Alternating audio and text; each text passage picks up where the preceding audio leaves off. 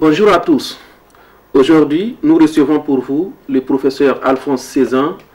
Il est intéressé par les sujets qui fait couler beaucoup d'encre et de salive au Bénin ces derniers jours. Il a souhaité nous entretenir par rapport à l'actualité de la lutte contre les faux médicaments. Le professeur Alphonse Cézanne nous dira qu'est-ce que c'est qu'un faux médicament. Professeur Alphonse Cézanne, bonjour. Bonjour. Dans ce studio, je suis avec mon confrère Samuel Dayou. Samuel Dayou, bonjour. Dine, bonjour. Professeur, bonjour. Bonjour. Et sur l'émission Politiquement Chaud, vous avez voulu vous nous entretenir sur les faux médicaments au Bénin. Oui. Et nous sommes là. Mais avant d'aborder le sujet, les téléspectateurs aimeraient vous connaître. Oui. Qui est le professeur Cézanne? Professeur Cézanne, je suis professeur titulaire à l'université d'Abomey-Calavi. Et je suis chargé donc des cours, enfin, de conduire les activités pédagogiques en licence et master de physiologie avec deux options, option pharmacologie et option nutrition. Par ailleurs, je suis coordonnateur d'une formation doctorale en biologie animale. Je suis aussi le directeur du laboratoire de biomembrane et signalisation cellulaire. En tout cas, si je dois vulgariser, je dirais laboratoire de pharmacologie. Bien. Voilà pour le côté activité pédagogique. Bien. Par ailleurs, je mène des recherches, je conduis des activités de recherche et les thèmes que je développe concernent l'utilisation des extraits de plantes pour la phytothérapie. Bien, alors j'espère qu'un jour je pourrai arriver à la création de médicaments. Voilà, vous voyez pourquoi le sujet sur les médicaments m'intéresse. Est-ce que vous voyez? Donc voilà, bon, je pense que je vais m'arrêter là. D'accord. Voilà. Vous êtes intéressé par les médicaments. Oui. Mais l'actualité au Bénin ces derniers jours, on parle des faux médicaments. Et le gouvernement en place est en train de lutter contre ces faux médicaments. Professeur, dites-nous, un faux médicament, qu'est-ce que c'est? Bien, et avant même d'aborder le sujet sur le faux médicament, je dois vous dire ceci. Les faux médicaments, s'ils existent, font très mal pour nos patients. Font très mal pour nos patients. Et la lutte contre les faux médicaments doit être sans merci. Je dis bien la lutte contre les faux médicaments doit être sans merci. Bien, alors, bon, faux médicaments, c'est quoi? Bon, pendant longtemps, l'OMS a attribué aux faux médicaments le nom de médicaments contrefaits. Médicaments contrefaits. Mais très vite, cette notion de contrefaçon du médicament a rencontré le droit de propriété intellectuelle ou d'industrie, qui ne punit que la contrefaçon, ignorant que les médicaments contrefaits peuvent causer des dégâts graves sur le plan de la santé publique. Donc, au fil du temps, cette notion est tombée. C'est tombé parce que si quelqu'un fait des médicaments contrefaits, on ne dira pas qu'il a tué. On va le punir simplement pour la contrefaçon. Bon, le 17 mai passé, non, le mois de mai passé, 2017, l'OMS est revenu pour dire cette notion, ça ne marche pas. Donc plutôt, je vais les appeler des médicaments falsifiés. Bon, alors, dans ce cas, on touche directement le médicament. On touche directement à l'identité du médicament, à la composition du médicament, à la source de médicaments. Donc, si un médicament doit être faux, il faut vérifier ces choses-là. L'identité du médicament, sa composition, et puis sa source. Ça vient d'où? Bien, maintenant, je peux vous dire que on reconnaît bien les faux médicaments. On peut les reconnaître, mais on ne les reconnaît pas à vue d'œil. Non, non. Comment le reconnaître, On ne peut pas le reconnaître à vue d'œil. Il faut aller au laboratoire. Il faut aller au laboratoire. Rechercher. Normalement, on retrouve dans les faux médicaments, selon les dernières actualités, on retrouve des métaux lourds, on retrouve même des poisons. Des poissons au point, si on les donne aux rats, ils peuvent décéder tout de suite. Bien, ce sont des médicaments où il y a absence de principe actif. Ou absence de principe actif, ou principe actif insuffisant. Bon. Ces médicaments sont traités de médicaments, de faux médicaments. Donc je ne peux pas reconnaître les faux médicaments à vue d'œil. Non, je ne peux pas. Il faut que j'aille dans un laboratoire. Il faut qu'on aille dans un laboratoire, qu'on analyse. On compare par rapport au standard, aux médicaments standards, à la composition du médicament standard. Et là, on peut être amené à dire que ce médicament est un faux médicament. On précisera en quoi il est faux. Voilà pour ce qui est de ma part en ce qui concerne le faux médicament. Aujourd'hui, ces médicaments, la manière dont le travail a été fait, ces médicaments-là, sont-ils vraiment de faux médicaments ou bien quoi? Moi, je ne peux pas dire, moi en tant que professeur à l'université, je ne peux pas dire, concocter une notion de la rue pour dire que c'est un faux médicament. Moi, pour dire que c'est un faux médicament, on va me dire, on a fait des analyses, on a trouvé ça, voilà ce qu'on devrait trouver. Et là, je dis, je confirme que c'est un faux médicament. Donc, mais je ne sais pas le fait d'aller ramasser des médicaments qui justifient que ces médicaments-là sont faux. Non. Ça dit pour le moment que Atao ne fait pas de faux médicaments, selon votre définition. Selon ma définition, selon la définition de l'OMS, oui, retenue aujourd'hui sur le plan mondial. Et je ne vois pas, je ne peux pas dire, je n'ai pas d'éléments convaincants pour dire qu'il fait de faux médicaments.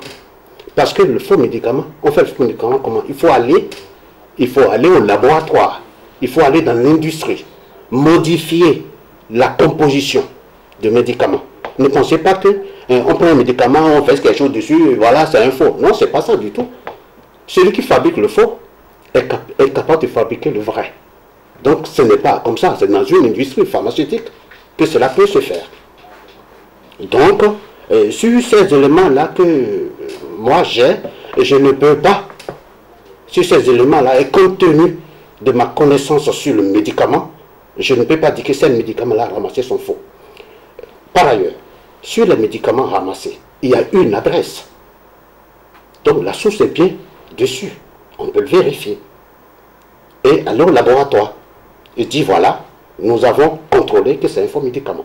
Mais si les médicaments sont ramassés, sûrement que le travail est en train d'être fait, peut-être. Peut-être que le travail est en train d'être fait. Mais je connais quand même un peu le PD dans ce domaine-là. Le travail va être fait sûrement dans le laboratoire de l'État. Que vous dirigez? Non, pas du tout. Et qui dirige ces médicaments? Le laboratoire de l'État qui contrôle les médicaments se trouve à l'enceinte du ministère de la Santé. Donc c'est l'État. Donc même si on fait ce contrôle-là, il nous faudra une contre-expertise pour conclure. Ce qui me paraît totalement normal. Professeur, qu'est-ce que vous voulez dire concrètement de l'opération Atao?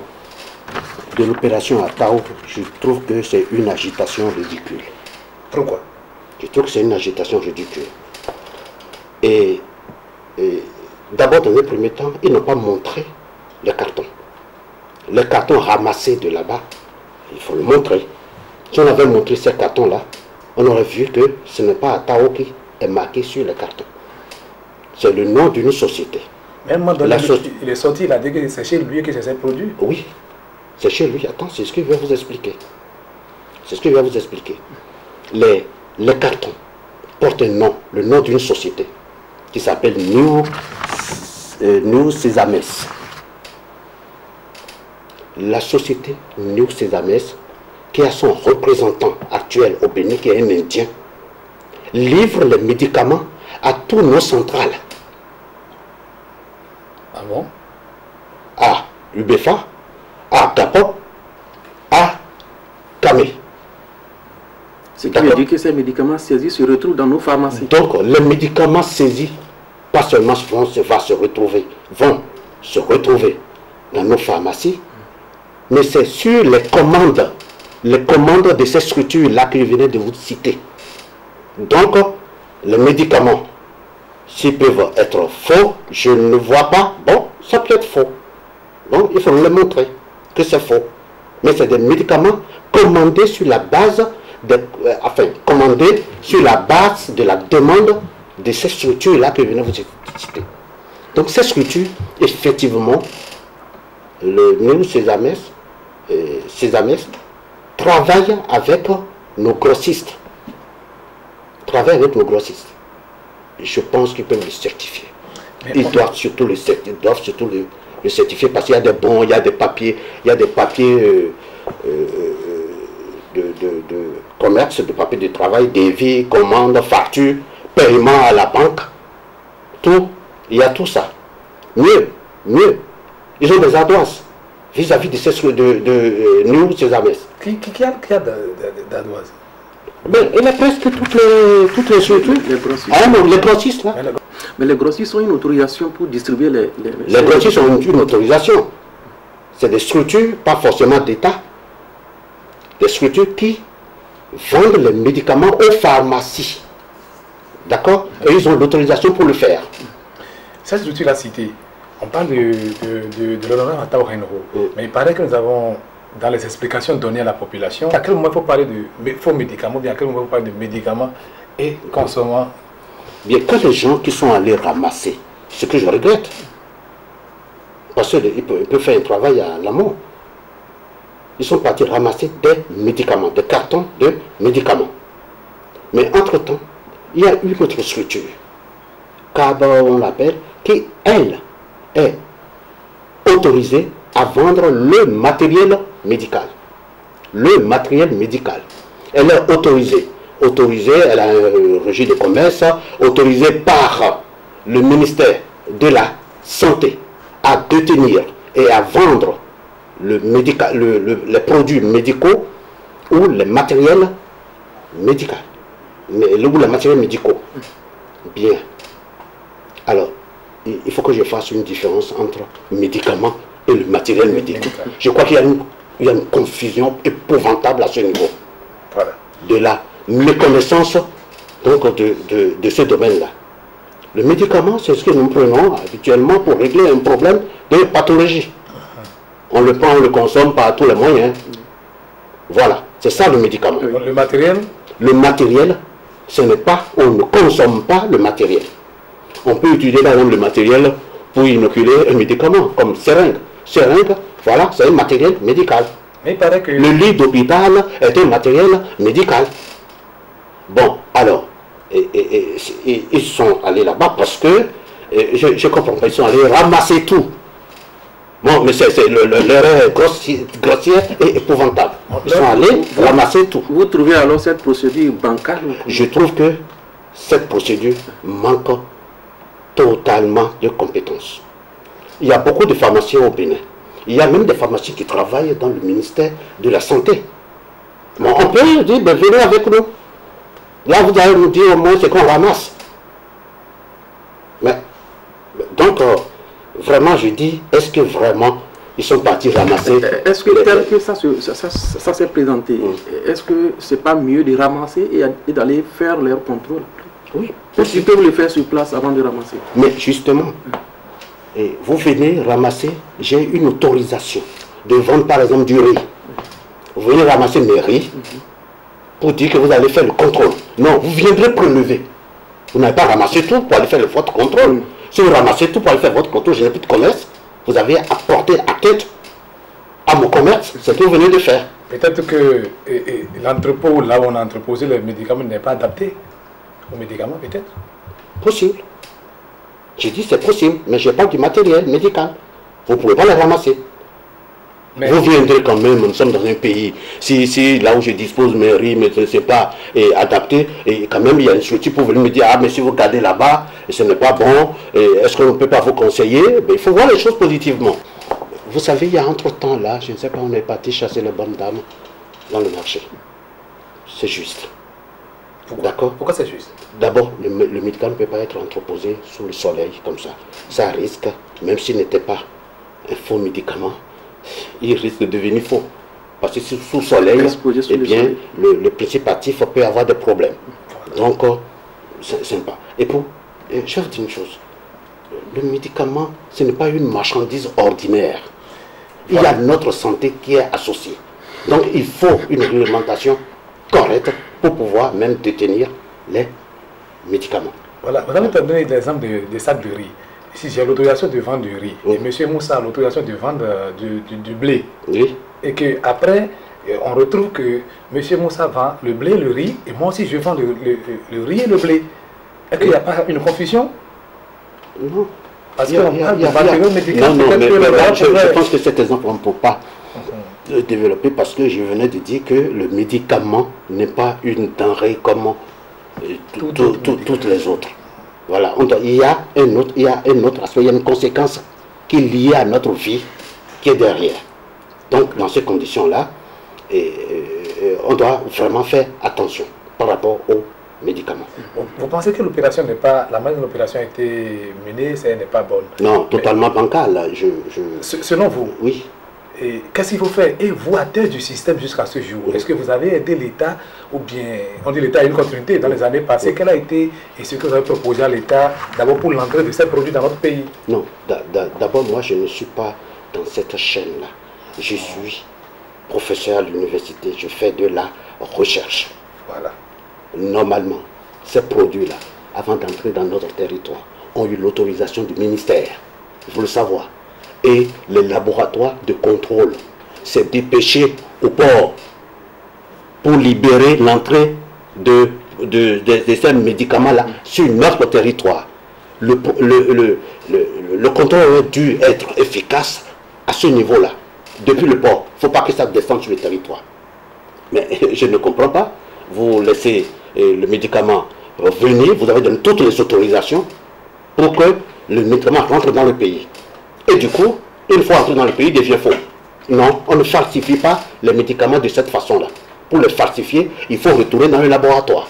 Le laboratoire, l'industrie, que, à ma connaissance, que Atao n'en a pas. Donc il est totalement incapable. Sur le plan pratique, il est totalement incapable de falsifier les médicaments.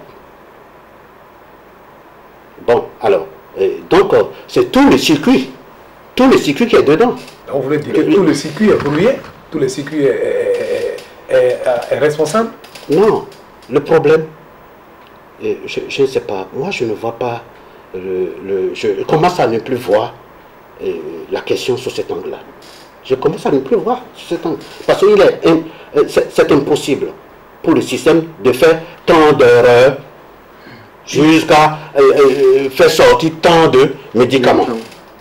Et l'opération dure depuis 10 ans, c'est pas aujourd'hui. Depuis 10 ans. Depuis 10 ans. Là, la responsabilité, depuis 10 ans. Qui maintenant? La responsabilité, qui est engagée maintenant? Est-ce qu'il y a un problème? Il faut déjà voir le problème. Mais pas de faux médicaments qu'on a là. Il n'y a pas de faux médicaments. Le médicament n'est pas faux. Je vous ai cité en quoi un médicament est faux. Oui. Ce n'est pas dans son circuit qu'il est faux. Le médicament est faux, je vous ai dit. Il faut l'identité du médicament, il faut sa composition, il faut la source. Si vous pouvez vérifier tout ça, il n'est pas faux. Attends, on ne livre pas de médicaments. Voilà. La structure dont il avait été responsable, aujourd'hui, il n'est pas le responsable. Il n'est pas responsable de ces structures. Nous, ces AMES, qui vendent ces médicaments à nos grossistes. Donc je ne sais même pas pourquoi on appelle le nom de Atao. Donc, je ne sais pas parce que dans les faits, on ne le voit pas vraiment. On ne voit pas Atao dans les faits. C'est vrai, il avait été représentant de cette structure-là.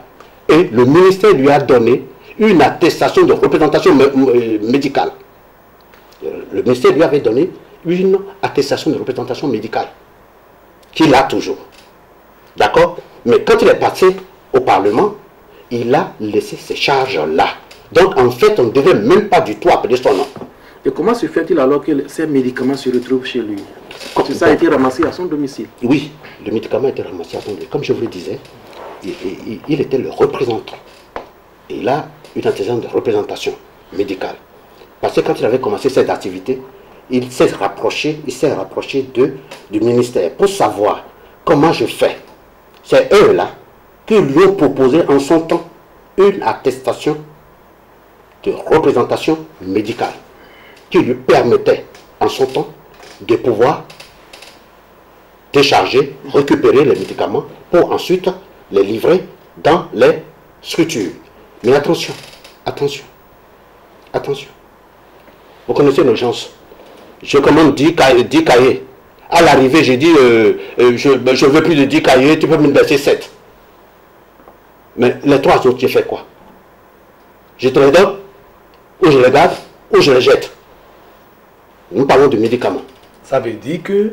Ça veut dire que la structure, le mode de livraison impose même que le médicament soit là en attendant d'être livré. Ça, c'est une première raison. Une deuxième raison. Que le médicament soit d'abord avant d'être livré. D'être livré. Oui. Puisque vous avez refusé de prendre 7, de prendre 10. Et les 3 autres, j'en fais quoi? Les 3 autres, je vais regarder en attendant de les livrer. Ce n'est pas fini. Il faut savoir, quand on parle de médicaments, on parle de, comment on dit, de 1000 ou 2000 choses à la fois. Si nos structures la devraient commander, il faut qu'ils commandent dans 2000 laboratoires différents. Ce qu'ils n'arriveraient pas à faire. Ils arriveraient à faire, ça, les charges sont nombreuses. Les charges sont nombreuses. D'accord?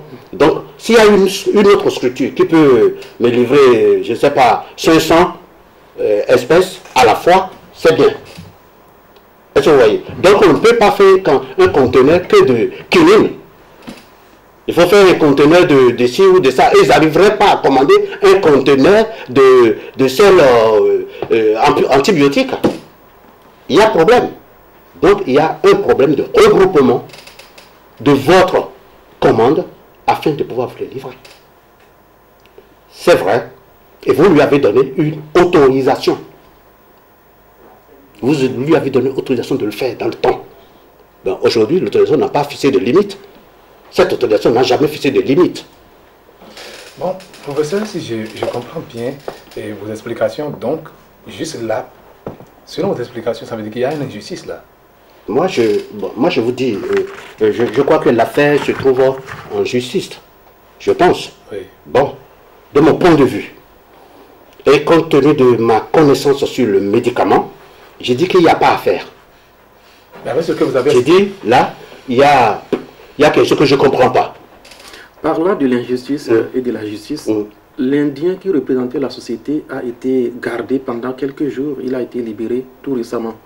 Comment appréciez-vous cela? Bon, l'Indien qui venait, que la société mère là-bas a envoyé pour représenter, pour sa représentation au Bénin, a été tous azimuts le jour qu'on ramassait tout. Allez hop, a été mise sous arrêt. Je ne sais pas, les gens m'ont dit qu'il a été incarcéré. Après, c'est assez vite.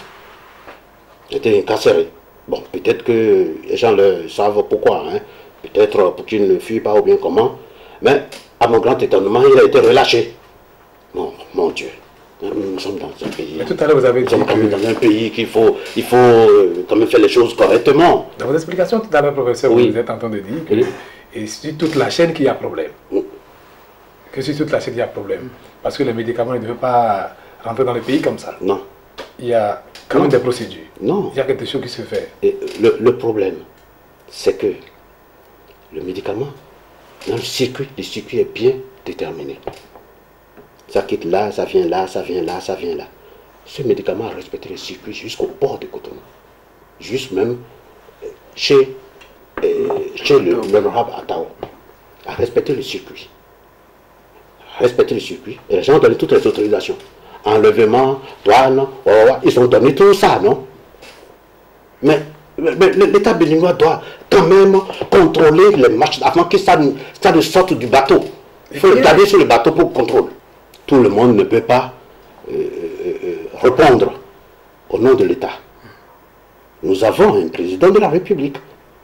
Ce n'est pas le siège du président n'est pas un banc. Hein? Donc tout le monde ne peut pas dire je vais aller régler. Non. Et les autorisations vont venir d'en haut, ou je ne sais pas, il y a il y a les structures de fonctionnement par rapport à telle ou telle activité dans le pays. Il y a des responsables, même si tout le monde pense qu'il peut être l'État. Et voilà. Quelle serait alors la véritable raison de cette action? Aller ramasser des tonnes de médicaments Moi, avant même d'arriver à la raison, moi je suis peiné. Pourquoi vous êtes peiné? Je suis peiné parce que les médicaments vont être périmés si vous les gardez longtemps. Si vous les gardez longtemps, les médicaments vont être périmés et ne sera plus utilisable. Ça c'est un. Deux, si vous les détruisez, on ne brûle pas les médicaments. Il faut une procédure de destruction. Une procédure. Oui, il faut une procédure de destruction. Mais rien ne prouve encore que la production sont détruites. Non, j'envisage les possibilités. Si vous les gardez longtemps, oui, ça va être périmé. Il y a une date. Il faut savoir aussi les conserver, ou bien on peut il faut aussi les conserver. Bon, je sais qu'il y a, peut-être qu'ils ont les structures de conservation, c'est sûr. Ce que je vais leur recommander, c'est très vite de prouver si c'est faux ou c'est vrai. Et pourquoi vous voulez que ça soit vite? Ça soit vite. Mais ça va être périmé. Si c'est périmé, c'est une perte. La justice est consciente de ça. Bon, ils font leur travail, je suis sûr et certain. J'ai confiance en la justice de mon pays. Et tout d'ailleurs, ce que je dis ici, ça peut être un élément sur lequel ces éléments-là, la justice va en prendre en compte. Dans cette affaire-là, parce que les gens se sont déjà trompés pour aller ramasser le matériel et les médicaments. Bon, j'espère que ici, les choses vont se faire normalement par la suite. Voilà. Si la justice devait bien agir, ou bien si la justice devait faire les choses peut-être dans un élan tel que la population parle, est-ce qu'aujourd'hui, ceci à Tao, on ira chercher des produits? Voilà. Vous venez de planter le... Moi, je vous pose la question. Oui, mais ce que je dis... Vous avez cité tout à l'heure des structures que moi, je ne connaissais pas. Non, les structures que je venais de citer, c'est des structures, on les appelle des centrales d'achat de médicaments. Il y a UBEFA, GAPOB, CAME, c'est des structures qui ont des autorisations. Parmi ceux-là que vous citez, GAPOB aussi achète des médicaments chez... Tout le monde achète des médicaments. Ah bon. Et pourtant, ils ont GAPOB achète bien les médicaments chez nous, chez Ames. Il y a les bons de commande, il y a chaque payé et il y a tout. Comment ça, GAPOB c'est bien qu'il achète, il achète bien. Si ces produits peuvent être retrouvés dans toutes les pharmacies aujourd'hui, ça veut dire que rien n'est encore fait. Si on devait lutter convenablement bien lutter vraiment avec les faux médicaments. Mais il faut démontrer qu'il est faux. C'est de ça que je parle. Est-ce qu'il est faux? Non, il ne s'agit pas de dire, nous avons retrouvé des médicaments ici, il y a des faux médicaments. Non, c'est trop facile ça. Ça, c'est le langage de la rue. Ça, c'est le langage de la rue. Mais ce n'est pas le langage de quelqu'un qui connaît le médicament. C'est faux comment? Ma première question, c'est ça. C'est faux comment? Qu'est-ce qui est faux dedans? Qu'est-ce qui est faux dedans? Mais ça vient d'où? Mais parce que le médicament a été fabriqué dans une structure. Vous pouvez retrouver la structure. C'est ça. Donc moi je ne prends pas le faux là de la rue et le répéter. Non. On a trouvé des faux médicaments. Mais la rue dit que c'est un acharnement politique. Oui, c'est un acharnement politique. Ce n'est pas la question du médicament est accessoire par rapport à cette opération-là. Et accessoire, quand on voit dans les faits comment ça s'est déroulé. Avant-veille, je ne sais pas, il y a un moment là où, je crois, l'honorable Atao a fait une déclaration. Une déclaration contre l'avancement des activités politiques dans notre pays. Ben, en tant que député, je pense qu'il est tout à fait dans son droit. Comme moi, je peux aussi, je peux critiquer si ça ne va pas. Tout citoyen dans un pays peut critiquer si ça ne va pas. Il ne vous oblige en rien. Professeur Alphonse 16 ans. Oui. Excusez-moi, les amis téléspectateurs, les téléspectateurs qui sont venus suivre, c'est votre poser cette question. Vous êtes du parti à tes réseaux à Tao? Non, pas du tout. Je ne fais pas la politique. Vous n'êtes pas membre du parti? De quel parti? Mais pourquoi? Je ne l'ai jamais vu physiquement. Je ne l'ai jamais vu physiquement. Okay. Physiquement, je ne l'ai jamais vu. Je ne suis d'aucun parti politique. Je ne suis pas dans un parti politique. Mais la question, c'est une question vitale qui appelle La question du médicament, ce n'est pas une question politique. C'est une question de vie. C'est une question de santé publique. Ce n'est pas une question politique. Et je ne suis pas politique. Ça ne me plaît pas du tout d'être en politique, non. À suivre votre développement, professeur. Oui. Dites-nous, quel serait l'impact de cette action, cette opération qui a consisté d'aller ramasser des tonnes de médicaments? L'impact, c'est quoi? L'impact est grand. L'impact est grand. L'impact est grand. Vous voyez, regardez.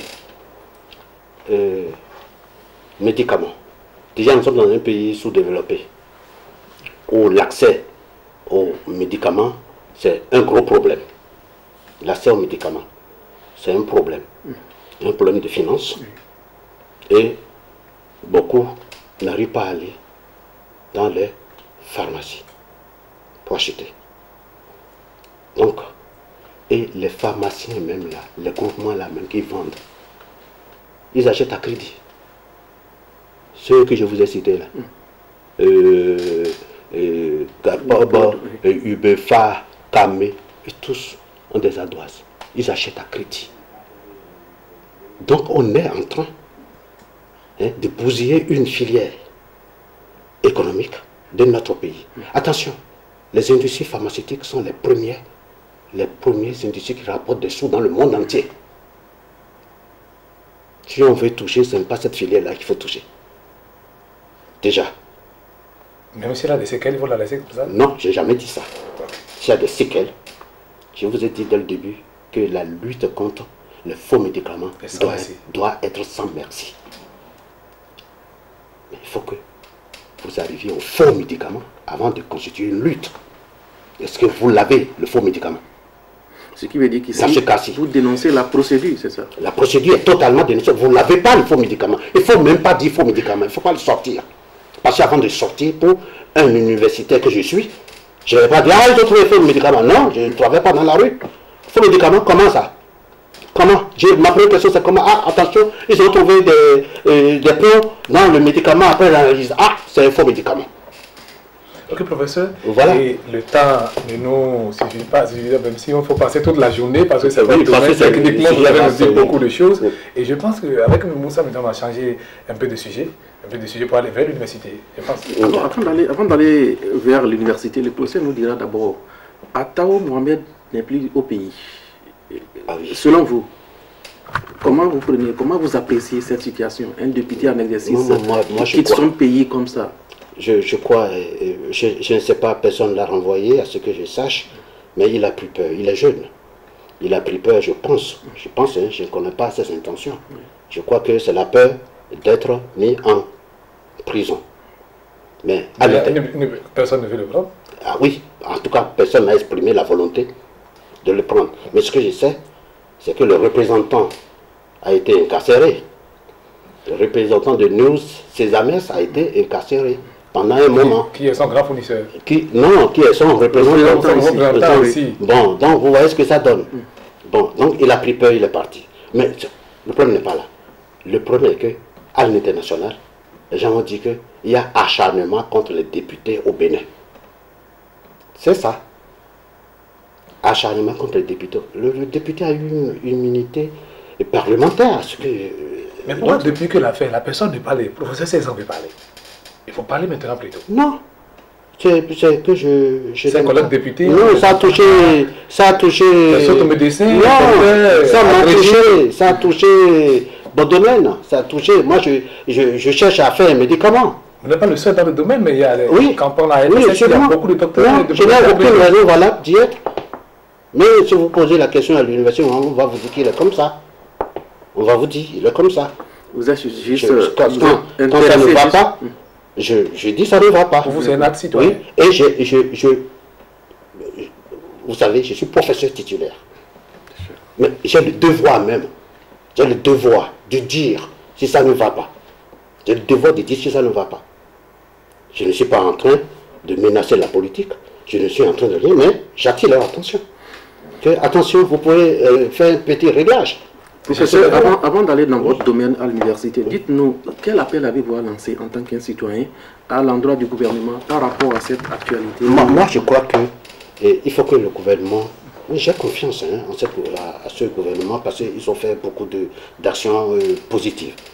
Je voudrais qu'il faut que le gouvernement soit plus vigilant, de ne pas être entraîné dans ce type de circuit.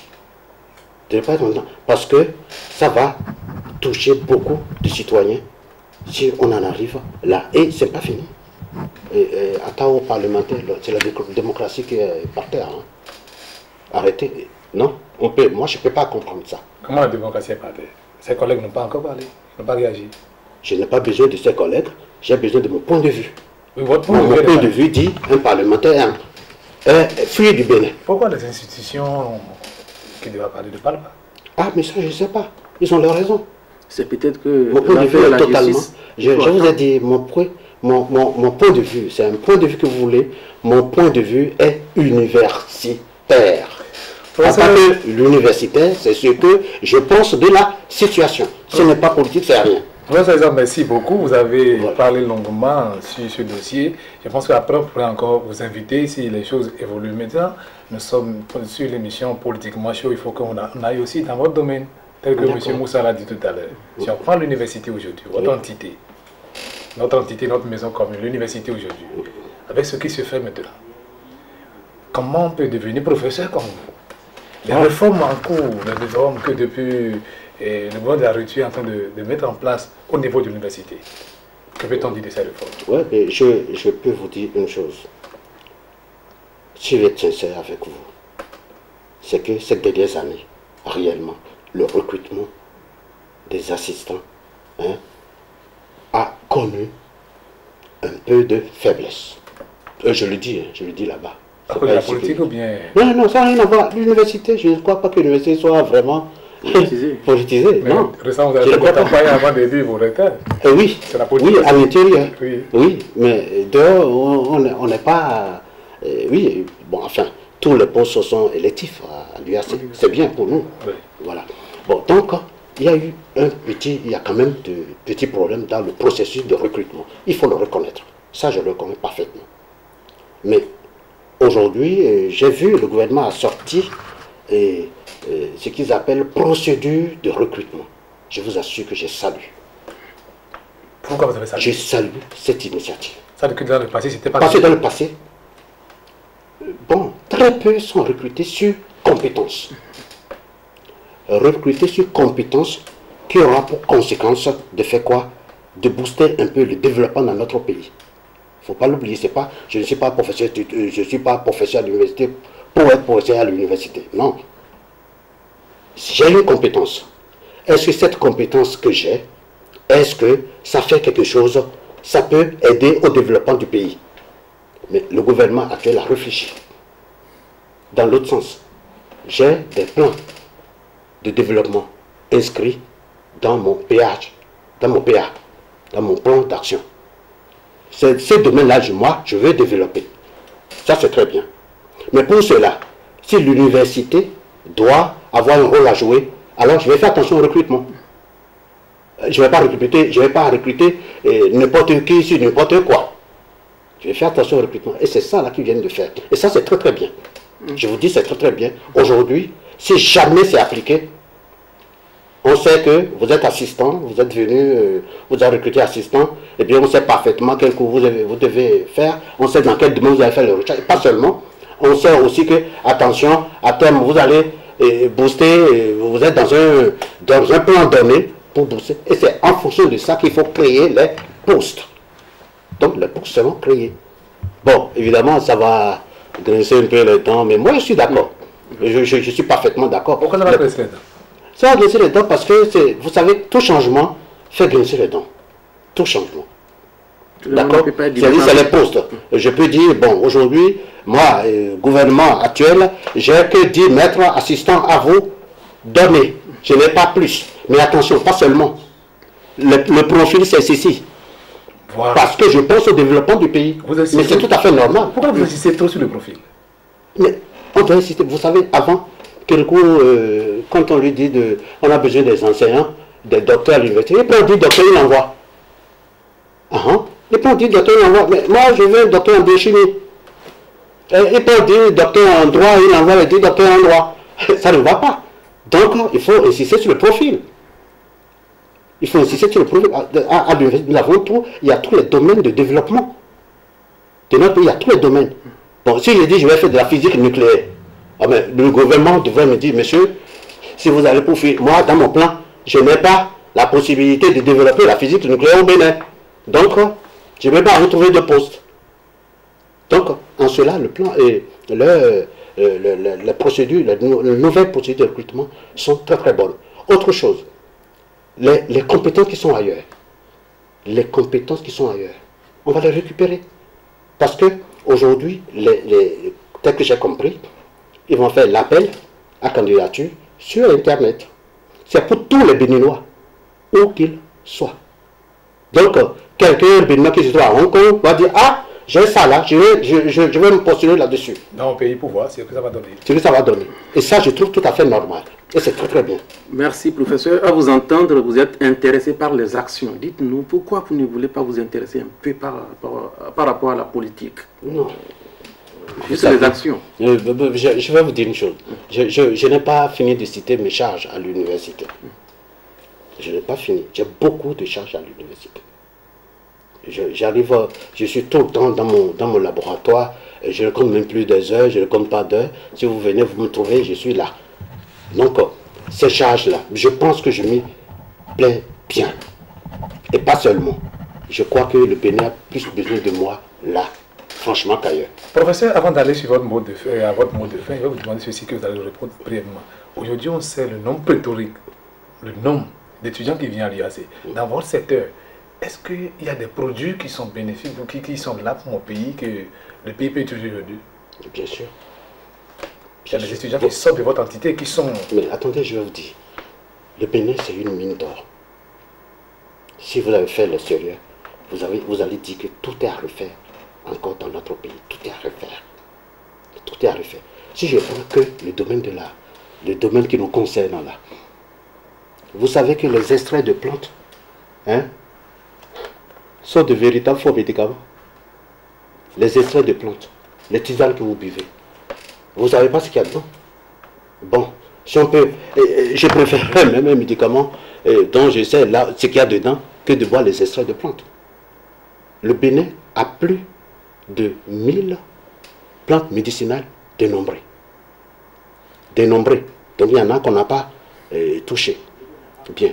Aujourd'hui, ces plantes-là sont laissées dans la main des bonnes dames de marché.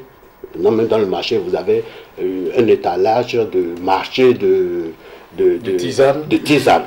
Massino, non, Massino. Non, c'est une mine d'or. Si jamais le Bénin peut sortir un seul médicament, un seul, je ne dis pas beaucoup, il peut dire adieu au pétrole et au coton. Ok, mais professeur, si politiquement, si vous allez revenir bientôt encore, vous allez revenir bientôt ici nous parler de au moins 2-3 plantes, ce qu'on peut trouver dans cette plante, parce que c'est votre domaine, mais votre mot de fin pour l'émission de ce jour. Bon, qu'est-ce que je vais dire? Moi, je dis, je vais continuer à féliciter le gouvernement pour des actions concrètes qu'elle fait, qui sont visibles.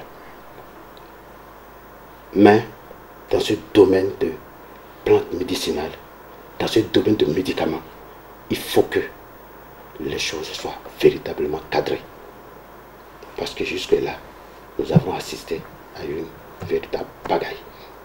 Et de ne pas se laisser prendre et de faire en sorte que la politique ne se mêle pas de la santé de la population. Ça, c'est très important. Voilà, nous sommes à la fin de cette émission Politiquement Chaud. Samuel Dayou, merci. Alphonse Cézanne, merci de nous éclaircir par rapport à cette histoire de faux médicaments. Les faux médicaments, on a su de quoi il s'agit avec vous, avec votre développement. Et aujourd'hui, c'est la fin du premier numéro. Rendez-vous la prochaine fois avec un autre sujet. Au revoir.